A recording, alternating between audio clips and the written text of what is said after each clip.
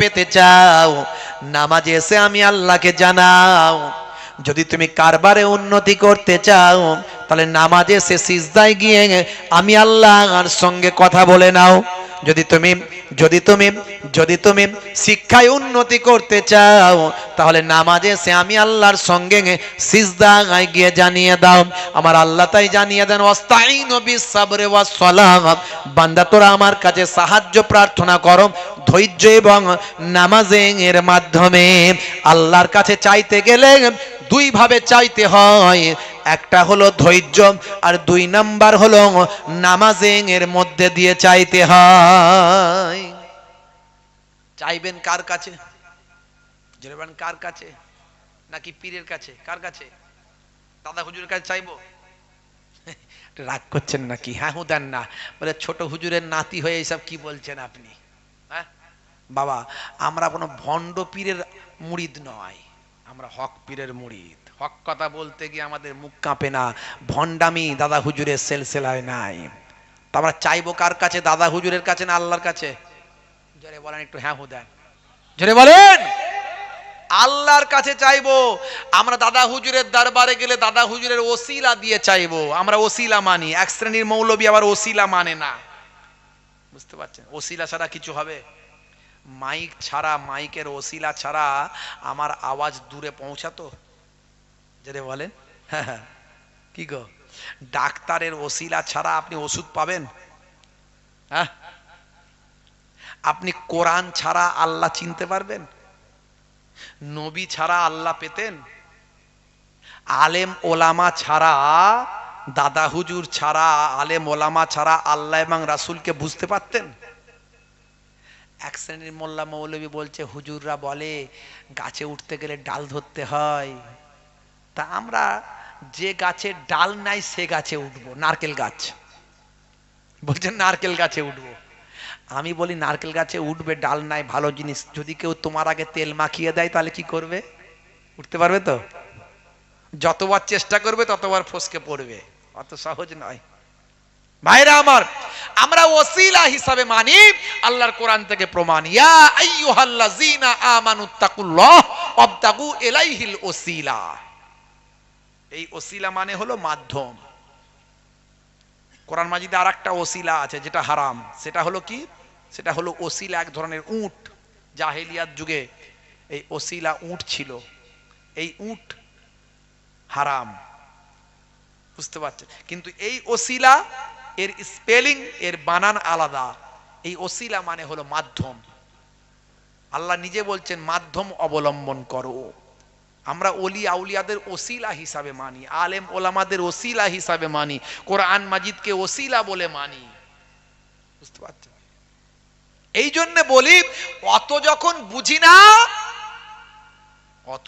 বুঝি না হয় কারো হয়ে যাও আর নালে কিছু হও। একটা গোদা বাংলায় কথা বলে, হয় কিছু নিজে হয়ে যাও নালে কারো হয়ে যাও, দুটোর মধ্যে একটা, তবে বাঁচবে। তা আমি যখন নিজে 17 বছর ধরে মাদ্রাসায় পড়ে আমি জ্ঞান অর্জন করতে পারিনি, তাহলে কারো একজন হয়ে থাকি যিনি আমাকে সঠিক পথ দেখাবেন, সেটা সবচেয়ে ভালো হলো দাদা হুজুর কেবলা মুজাদ্দিদুজ্জামান। তার ছাতার তলায় থাকলে আমি ভুল পথে চলতে পারি না, কারণ তিনি ছোটখাটো আলেম ছিলেন না, ছোটখাটো পীর ছিলেন না, ছোটখাটো ওলি ছিলেন না। সিয়াসিত্তা 6টা হাদিসের পাণ্ডিত্য তার মধ্যে তো ছিলই, তার সঙ্গে সঙ্গে মদিনা শরীফ থেকে 40টা হাদিস তিনি শেষ করে তার সানাদ প্রাপ্ত হয়ে হিন্দের জমিনে এসেছিলেন। যার মুরিদ হয়েছিলেন আল্লামা রুহুল আমিন সাহেব, সেই জামানার পশ্চিমবঙ্গের বড় আলেম, 1 নাম্বার। তা এত যখন আমি বুঝি না, দাদা হুজুর কেবলা যেটা বুঝিয়েছেন সেটা বুঝবো, মিটে গেল ঝামেলা। আর যে বলছে তুই তোর নিয়ে থাক, আমি আমার নিয়ে থাকি, ব্যাস ঝামেলা মিটে গেল। বিতর্ক অনেক আছে ছোট ছোট মাসালা নিয়ে, বিভিন্ন জন বিভিন্ন রকম ব্যাখ্যা করেছে, বুঝতে পারছেন? ভাইরা আমার, তরুণ যুবকেরা আমার, এই সামনে শাবে বারাত আসছে, শাবান মাসের 14 তারিখ, লাইলাতুন নিসফ মিন শাবান। যেটা শাবান মাসের মধ্য রজনী বলা হয়। আগামী বৃহস্পতিবার দিনগত রাত্রি, এই রাতটা হলো ইবাদতের রাত। পরের দিনে রোজা রাখবেন, ওই দিনে নামাজ পড়বেন। হাদিস পাক থেকে প্রমাণ, অনেক হাদিসের মধ্যে এসেছে, বিভিন্ন কিতাবে এসেছে। কিছু কিছু মানুষ বলে শবে বরাতের রাত্রিতে নামাজ পড়া চলবে না, বহুত গুনাহগার, ওরে সর্বনাশ, নামাজ পড়লে নাকি গোনা হবে বলছে। কি বিপদ বলুন দেখিনি। আখেরি জামানায় কঠিন পরিস্থিতি, এখন এত বক্তা বেরিয়েছে, এমন এমন বক্তা বেরিয়েছে, আপনি কি বুঝবেন বলুন দেখিনি। এখন আপনি সাদাসিধে মানুষ, এক বক্তা এই এক বলে, ও এক বলে নামাজ পড়া নাকি বেদাত। এতদিন এটা ওটা শুনতাম, এখন বলছে নামাজ পড়া বেদাত, রোজা রাখা বেদাত। হাই রে হাই। বন্ধুরা আমার, তরুণ যুবকেরা আমার, অনেক হাদিসের মধ্যে এসেছে। আমি আপনাদেরকে একটা হাদিস শোনাই। সুনানে ইবনে মাজাহ হাদিস নাম্বার 1388। এই হাদিসটা সম্পর্কে কেউ কেউ বলেছেন যায়িফ, কেউ কেউ বলেছেন হাসান পর্যায়ের হাদিস। তবে ইবাদতের ক্ষেত্রে, আমালিয়াতের ক্ষেত্রে যায়িফ হাদিসকেও ওলামারা বলছেন মানতে হবে।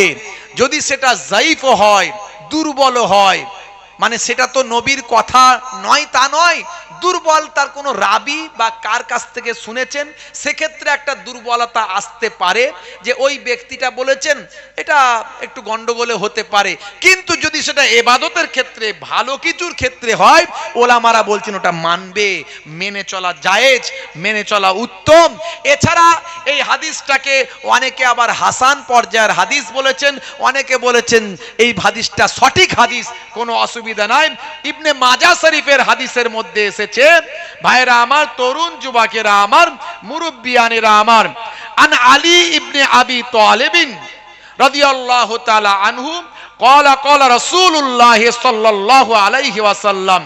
হযরত আলী রাদিয়াল্লাহু তাআলা আনহু থেকে এই হাদিসটা বর্ণিত হয়েছে। তিনি বলেন, রাসূলুল্লাহ সাল্লাল্লাহু আলাইহি ওয়াসাল্লাম বলেন, ইজা কানাত লাইলাতুন নিসফি মিন শাবান, যখন তোমাদের মাঝখানে শাবান মাসের মধ্য রজনী উপস্থিত হবে, তখন কি করবে?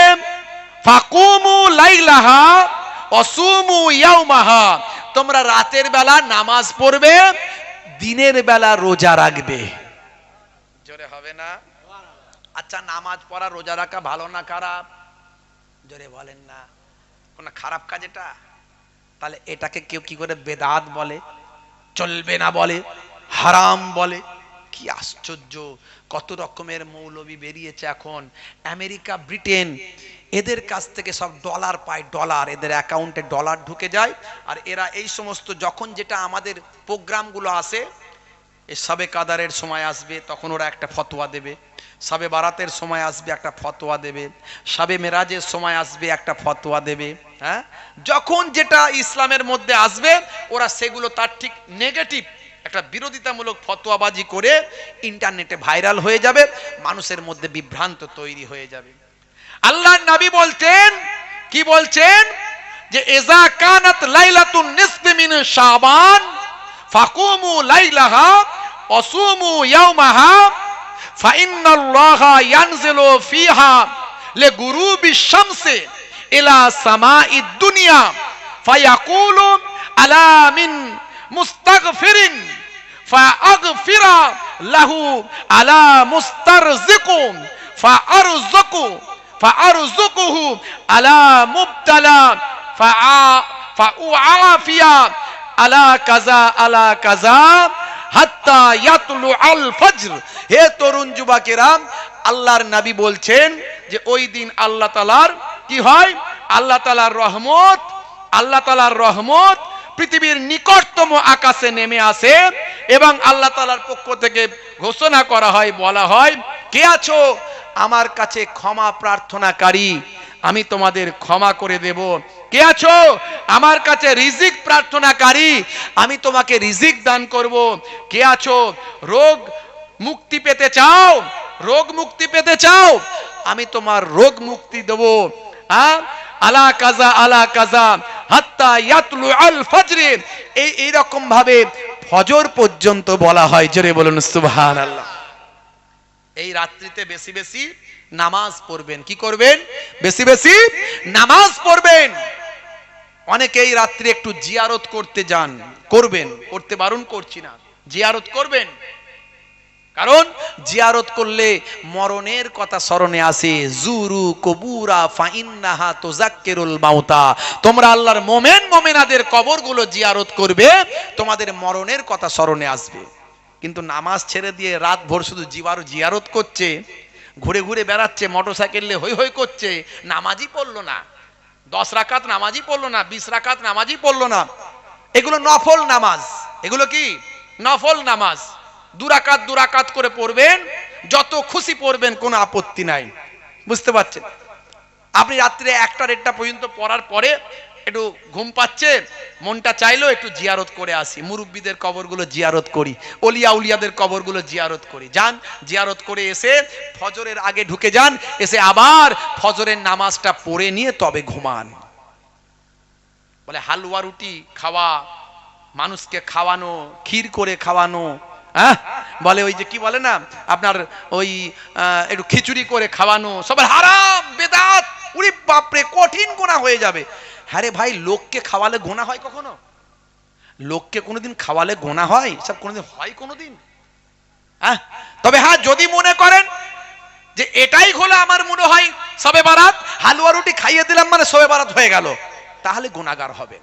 কিন্তু আপনি ওই দিনে যত ভালো কাজ পারেন করবেন। মানুষকে দান করবেন, মানুষকে দান করবেন, মানুষকে খাওয়াবেন, মানুষকে সাদকা করবেন, নামাজ পড়বেন, পরের দিন রোজা রাখবেন, নতুন কাপড় বিলি করবেন, যত ভালো কাজ পারলে করবেন। এগুলো সব সওয়াবের মধ্যে হকদার হয়ে যাবেন। এগুলো সব সওয়াব। হালুয়া রুটি খাওয়াবেন, মানুষকে খাওয়াবেন, আপনি খিচুড়ি করে খাওয়াবেন, মানুষকে সাদকা করবেন, দান করবেন, এগুলো সব সুন্নাহ, সব সুন্নাহ। এই সুন্দর সুন্দর কাজগুলো মানুষের কাছ থেকে তুলে দিচ্ছে। মানুষের কাছে একটু যেই এই যে আপনি একটা নেওয়া দেওয়ার ব্যাপার থাকে, মানুষকে খাওয়াচ্ছেন, নিজে খাচ্ছেন, অন্যকে দিচ্ছেন, একটু সম্পর্ক তৈরি হচ্ছে, ভ্রাতৃত্ব তৈরি হচ্ছে, সব নষ্ট করে দিচ্ছে।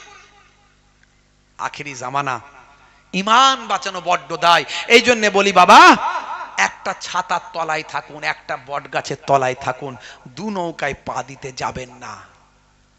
খুব সংক্ষেপে বলে দিই, লম্বা চওড়া নয়। তাহলে সবচেয়ে বড় ইবাদত কি? সবচেয়ে বড় ইবাদত হলো নামাজ। নামাজ ছাড়া যাবে না।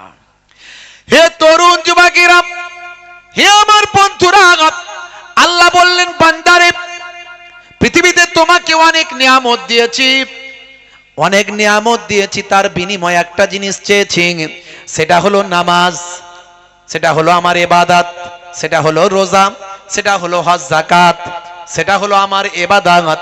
আমি এত কিছু নিয়ামত দিয়েছি, তার বিনিময়ে তোমার কাছ থেকে একটা জিনিস চেয়েছি, সেটা হলো ইবাদত। ইবাদত গুলোর মধ্যে সবচেয়ে বড় ইবাদত হলো নামাজ।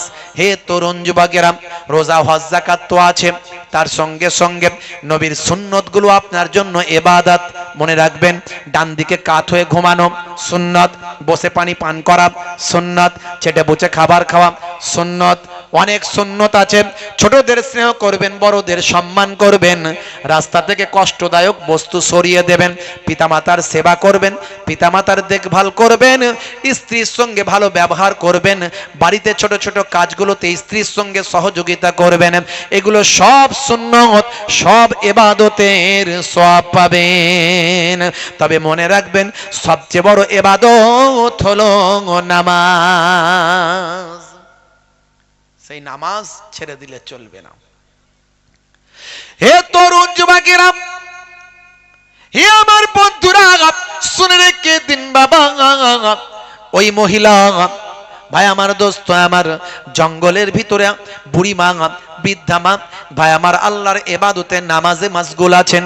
নামাজের যখন সময় হয়েছে, ওয়াক্ত যখন হয়েছে, তখন বুড়ি মা নামাজে মাসগুল হয়েছেন। ওয়াক্ত যে হলো, ওযু করো, মসজিদে চলো, খোদার হুকুম পালন করো, নামাজটা পড়ো। ওয়াক্ত যে হলো, ওযু করো, মসজিদে চলো, দিন রাত 5 ওয়াক্ত নামাজ পড়লে পাবে ভাই জান্নাত। জোরে হবে না? জোরে হবে না? ফজরের সময় হলে মসজিদে যাও তুমি চলে, থেকো না বিছানায় শুয়ে, খোদা দেন রহমত ঢেলে। ফজরের সময় ভাই আমার অন্তত 15টা দিন আপনি ফজরের জামাতে নামাজ পড়ে দেখুন কি মজা পাচ্ছেন। শরীর সুস্থ থাকবে, মন ভালো থাকবে, কাজে বরকত হবে, আল্লাহর রহমত নাজিল হবে। 15টা দিন অভ্যাস করুন। তাড়াতাড়ি ঘুমিয়ে যাবেন, ফজরের আগে উঠে যাবেন, এই অভ্যাস করুন। এখন আমাদের অভ্যাস কি হয়েছে, 2টো 2:30টা না বাজলে ঘুম হয় না, ব্যাস ফজরের নামাজ কাজা। এটা করবেন না, বুঝতে পারছেন? হে তরুণ যুবকেরা, সংক্ষেপ করে বলবো, এমন সময় ভাই আমার, দোস্ত আমার, ওই জাসুসি ইনকোয়ারি করা মহিলা নামাজের পরে ওই বৃদ্ধা মহিলার কাছে বসলেন, মাগো কিছু খেতে দাও, মাগো মা কিছু খেতে দাও বলেন। ওই বৃদ্ধা মহিলা তাকে গোস্ত খেতে দিলেন। নাও বাবা, আমার কাছে গোস্ত ছাড়া তো আর কোনো খাবার না হয়। সব বুঝতে পারলেন ভাই আমার, ফিরে চলে এলেন ওই মহিলা, এসে ধনী মানুষটিকে বলে দিলেন, আপনার সন্ধান নিয়ে এসেছি, আমার পুরস্কার দিন। আপনার গাভীর সন্ধান পেয়েছি, পুরস্কার দিন। এমন সময় সংক্ষেপ করে বলি, এখনই শেষ করব বাপ। হে তরুণ যুবকেরা শুনে রেখে দেন, একটু মন দিয়ে শুনুন। এমন সময় দেখতে পাওয়া যায় ভাই আমার, দোস্ত আমার, ওই মহিলা ভাই আমার বড়লোক ধনী মানুষটিকে বললেন, আপনার সন্ধান, গাভীর সন্ধান পেয়েছি, আমার পুরস্কার দিন। পুরস্কার নেওয়ার পরে সব খুলে বলল, জঙ্গলের ভিতরে একজন বৃদ্ধা মহিলা এবং তার যুবক আপনার গাভীটিকে তারা জবা করে খেয়েছে। এমন কথা শোনার পরে ওই বড়লোক ধনী মানুষটি হযরতে নবী দাউদ আলাইহিস সালামের কাছে গেল। দাউদ নবীকে গিয়ে বলল, নবী দাউদ, আপনি হলেন পয়গম্বর, আবার আপনি হলেন বাদশা, আপনি বিচার করে দিন। আমার একটা গাভী ছিল বড় প্রিয়, গাভীটিকে আমি বড় ভালোবাসতাম। ওই গাভীটাকে জঙ্গলে একজন মহিলা এবং তার যুবক থাকে, তারা বড্ড বাজে মানুষ, বড্ড বদমাইশ। তারা মানুষের সব কিছু হরণ করে খেয়ে নেয়, মানুষের সব কিছু চুরি চামারি করে। আমার গাভীটিকে তারা খেয়ে ফেলেছে, এর বিচারটা আমি আপনার কাছে পেতে চাই, এর বিচারটা আপনার কাছে পেতে চাই। এমন সময় নবী সুলাইমান আলাইহিস সালাম বললেন, ঠিক আছে, আমি তোমার বিচারটা আমি ঈদের দিনে করে দেব। ঈদের দিনে তোমার বিচারটা হবে, যাও ঈদের ময়দানে বিচার হবে। সুলাইমান নবী পাঠিয়ে দিলেন, দাউদ নবী পাঠিয়ে দিলেন, যাও জঙ্গল থেকে মহিলা আর ওই যুবককে ধরে নিয়ে এসে ঈদের ময়দানে হাজির করবে সেনাবাহিনী, তোমরা চলে যাও। সবাই যখন চলে গেল, ফারিস্তা জিবরাইল আলাইহিস সালাম নবী দাউদ আলাইহিস সালামের কাছে এসে হাজিরা দিল। হে তরুণ যুবকেরা, হযরত নবী দাউদ আলাইহিস সালাম, এমন সময় ফারিস্তা জিবরাইল আলাইহিস সালাম দাউদ নবীর কাছে এসে বলেন, ও নবী দাউদ, আমার আল্লাহ আপনাকে সালাম দিয়েছেন আর একটা কথা জানিয়ে দিয়েছেন, আপনি যে বিচারটা করবেন এই বিচারটার আসল রহস্যটা আপনার কাছে জানিয়ে দিই। আমার আল্লাহ আপনাকে পাঠিয়ে দিয়েছেন, শুনে রেখে দেন, যে ধনী মানুষটা আজকে আপনার কাছে বিচারের জন্য এসেছে, আসলে এই মানুষটা হলো খুব খারাপ লোক।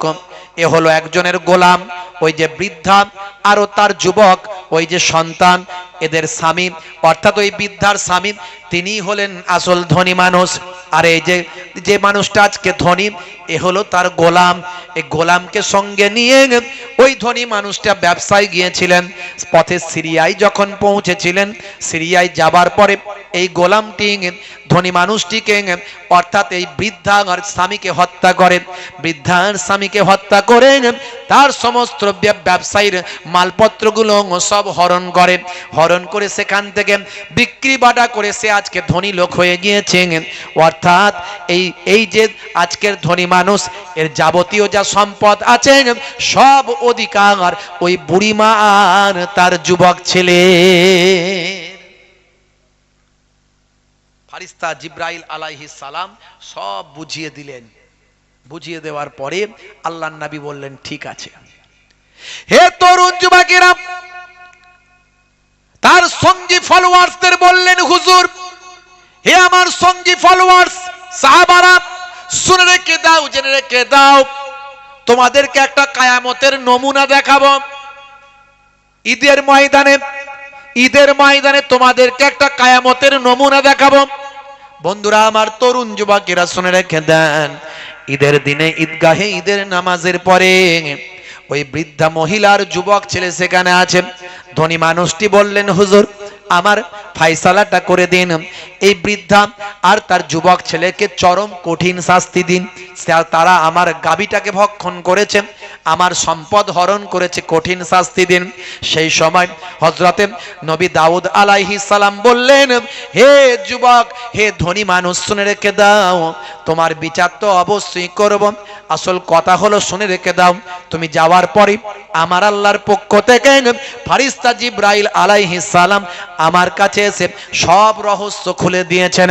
তুমি আসলে ছিলে একজন গোলাম, আজ তুমি ধনী হয়েছ।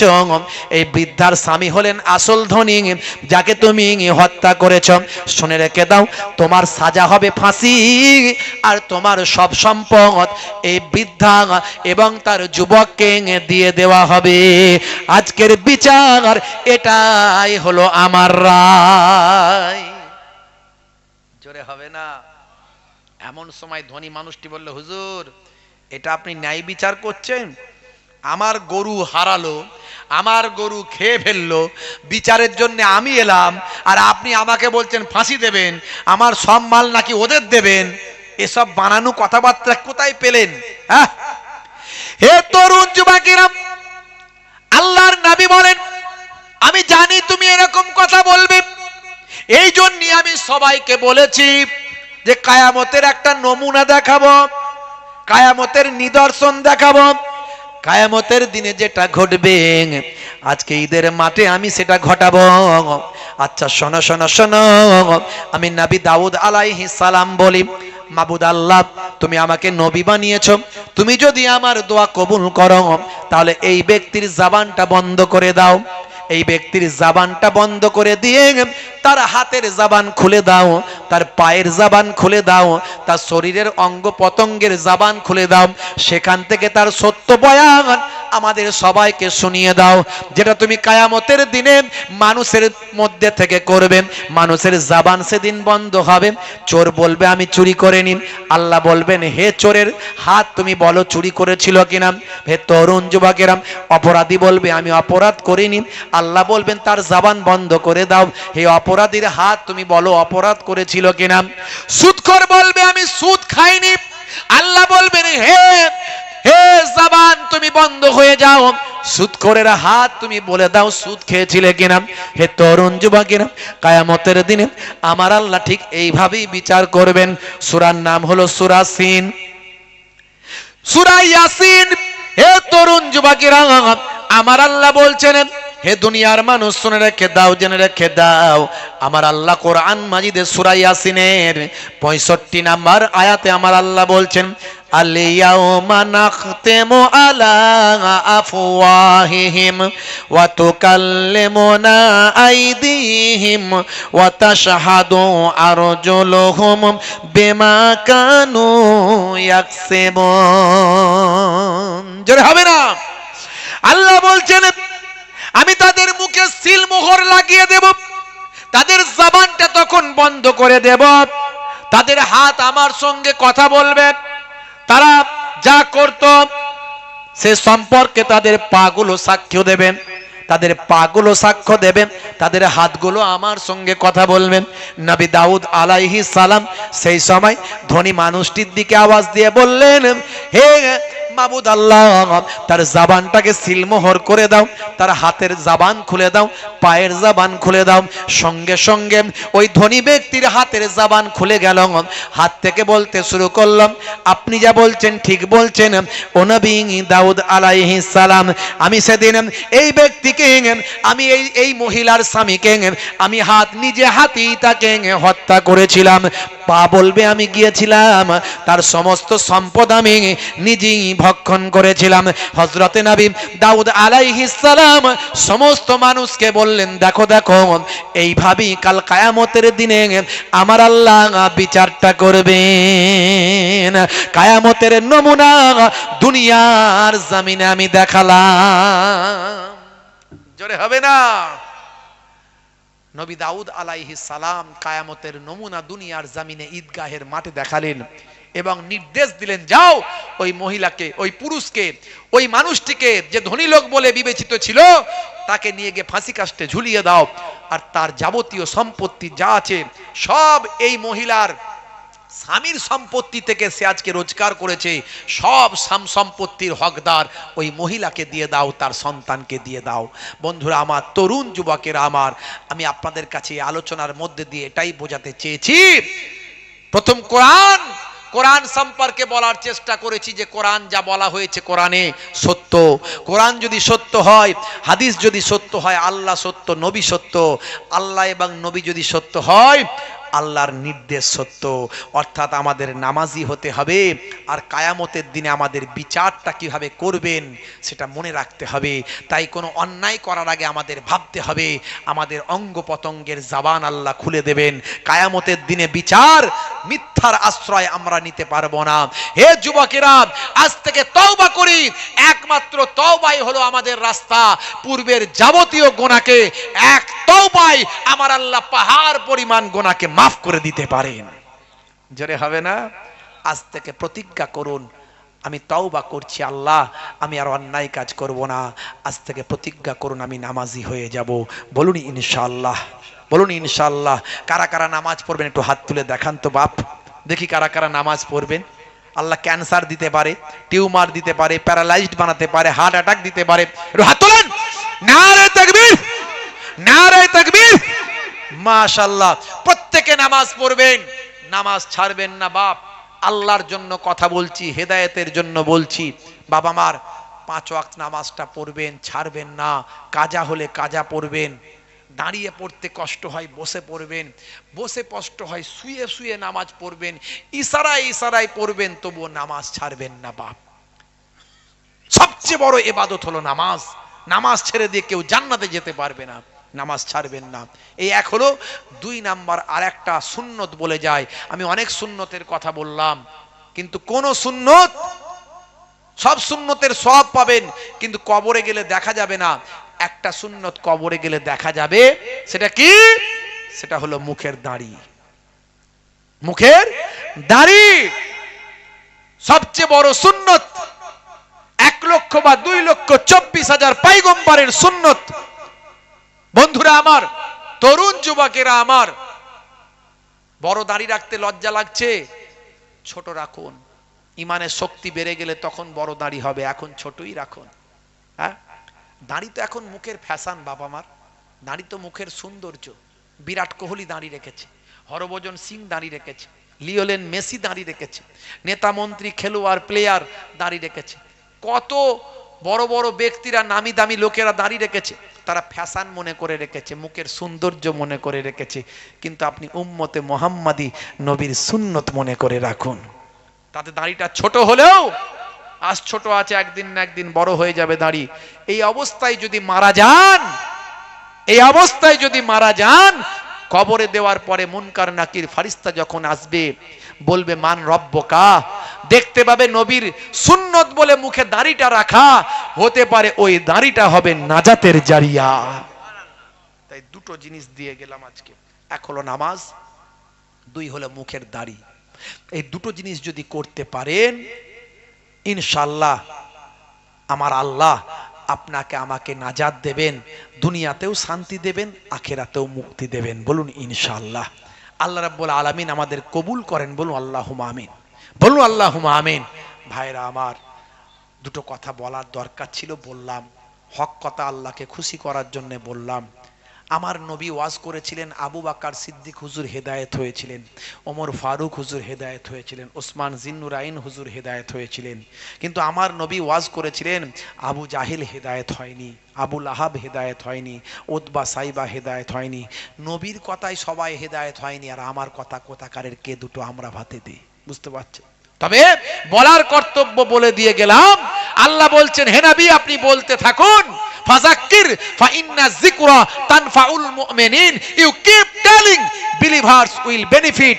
আপনি ওয়াজ করতে থাকুন, আপনি বলতে থাকুন, আপনার বলাটা, আপনার আলোচনাটা ঈমানদারদের উপকারে লাগবে।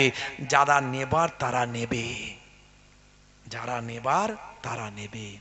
হাত জোর করে বলে গেলাম যেন সবাই আমরা নিতে পারি, আপনারাও নিতে পারেন, আমিও নিতে পারি।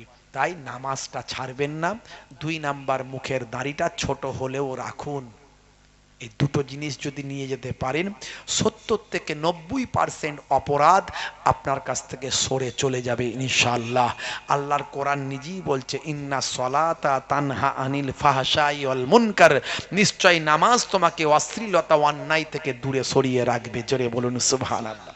আপনি নামাজি হলে অপরাধী হতে পারবেন না, কমে যাবে, কমে যাবে, অনেক কমে যাবে ইনশাআল্লাহ। যাই হোক, দোয়া রাখবেন, আমি আপনাদের জন্য দোয়া রাখি। আপনাদের কাছ থেকে বিদায় নেব। একবার সকলে আমরা তওবা ইস্তেগফার করি, সকলে পড়েন আস্তাগফিরুল্লাহ রাব্বি,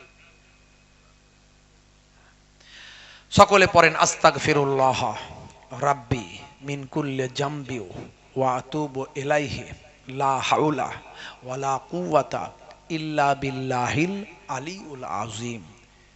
এই তওবার উপর কায়েম থাকবেন।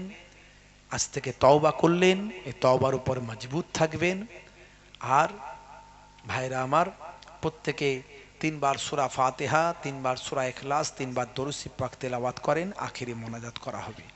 একটা দাওয়াত আপনাদের দিয়ে যায়, একটা দাওয়াত দিয়ে যায়, সেটা হলো এই সামনে ফাল্গুন মাসের 10 তারিখ, 10ই ফাল্গুন, আমার মরহুম বজলু ভাই তিনি অনেকবার আপনাদের সকলকে নিয়ে গেছেন।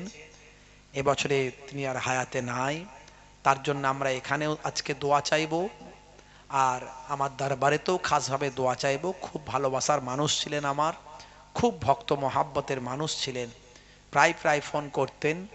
তো যাই হোক, তা আমার মহতারাম মরহুম বজলু ভাই তিনি নিয়ে যেতেন। আপনারা যাবেন, যাওয়াটা বন্ধ করবেন না। আমি দাওয়াত দিয়ে যাচ্ছি ফাল্গুন মাসের 10 তারিখ। আমার দাদাজান, যাকে জিন্দা পীর জিন্দা ওলি বলা হতো, মায়াপুর পীরনগরী হুজুর যাকে বলা হতো, মায়াপুর পীরনগরী হুজুরের বাৎসরিক সবরে সানি জেকেরের মজলিস আমার হরিণখোলা দরবার শরীফে। আপনারা সকলে যাবেন ফাল্গুন মাসের 10 তারিখ মধ্যরাত পর্যন্ত।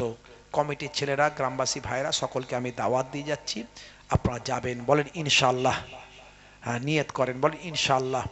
ভাইরা আমার, হুজুর কেবলা রুহানি দোয়া থাকবে ইনশাআল্লাহ। আপনারা ফুরফুরা শরীফ হয়ে ওখান থেকে আধ ঘন্টা লাগে, সিয়াখালা থেকে আধ ঘন্টা 30 মিনিট এক রাস্তা। আপনারা গেছেন এর আগে অনেকবার, যাবেন ইনশাআল্লাহ। দাওয়াত দিয়ে গেলাম ফাল্গুন মাসের 10 তারিখ।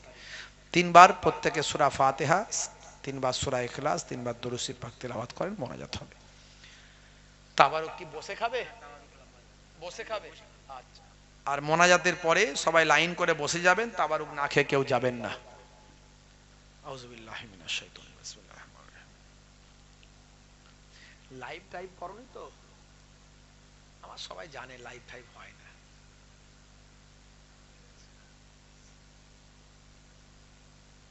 রহমানির রহিম, মালিক মুস্তাকিম সিরাতাল লাযিনা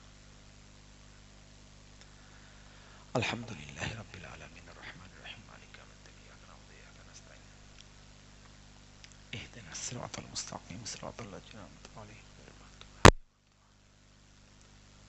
আলহামদুলিল্লাহি রাব্বিল আলামিন। হচ্ছে না বন্ধ হচ্ছে? হচ্ছে, হ্যাঁ, গুড ওয়ার লাইভ। মেলা হলে আমাদেরকে দাওয়াত করেন না, বুঝলেন? কি বলবো বলেন। আমি দোকানদারদের বিরুদ্ধে নয়, সে একটু করে কামে খাচ্ছে, দোকান তার দুটো বিক্রি হোক, এটা আমরাও চাই।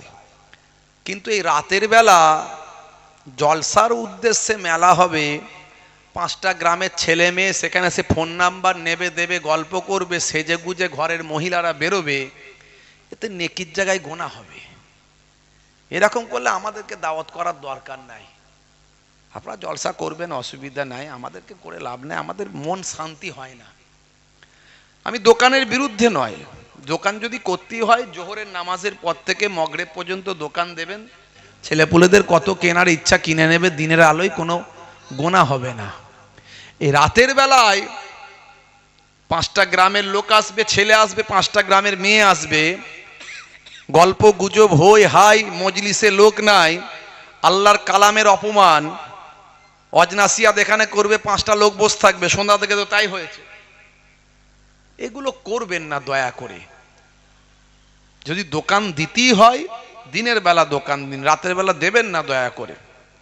আর যদি না শোনেন আমাদেরকে অন্তত দাওয়াত করেন না, আমাদের খুব অসুবিধা মনে হয়, আমাদের খুব কষ্ট হয়। ভাইরা আমার, আমার এই গ্রামকে বড্ড ভালো লাগে। আমি অনেক দিন থেকে এই গ্রামে এসেছি, বেশ অনেকবারই এসেছি, মনে হয় 4-5 বার আসা হয়ে গেছে। ভাইরা খুব মহাব্বত করেন, ভালোবাসেন। আমার মোহতারাম মারহুম